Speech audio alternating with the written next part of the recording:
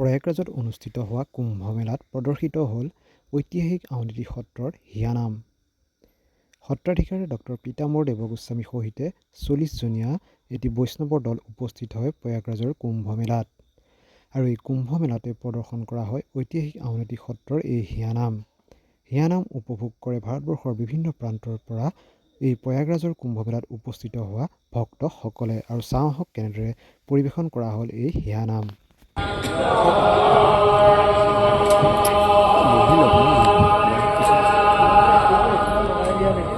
বহি ল'বলৈ কৈছে লাইভটো আগৰ পৰা বহি ল'ব লাগিব।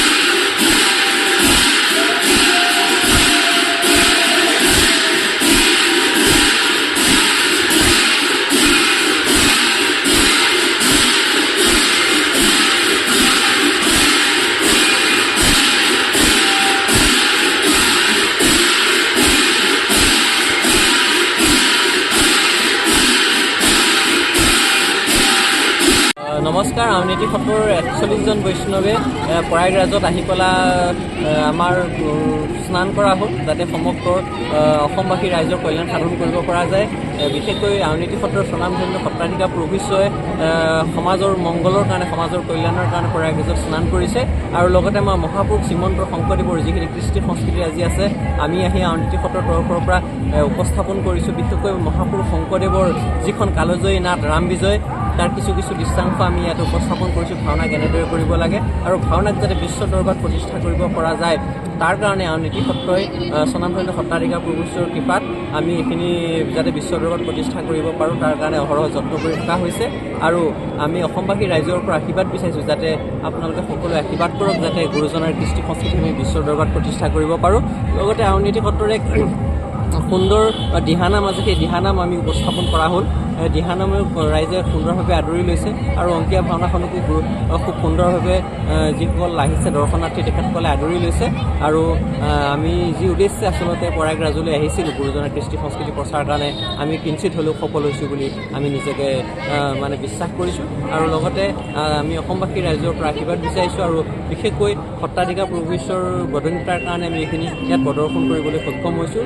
লগতে এই কমিটিখনৰ প্ৰয়াগৰাজৰ যি মহাকুম্ভৰ কমিটিৰ অন্যতম এজন হোতাস্বৰূপ কেশৱ দাস ডাঙৰীয়া, তেখেতকো আমি আউনীআটী সত্ৰৰ তৰফৰ পৰা ধন্যবাদ জনাইছোঁ, তেখেতে আমাক এই সুবিধাকণ দিয়াৰ বাবে। বিশেষকৈ আকৌ পুনৰবাৰ আমি অসমবাসী ৰাইজৰ পৰা আশীৰ্বাদ বিচাৰিছোঁ, যাতে আমাৰ যি উদ্দেশ্যে আহিছোঁ সেই উদ্দেশ্য যাতে সফল ৰূপায়ণ কৰিব পাৰোঁ। ধন্যবাদ।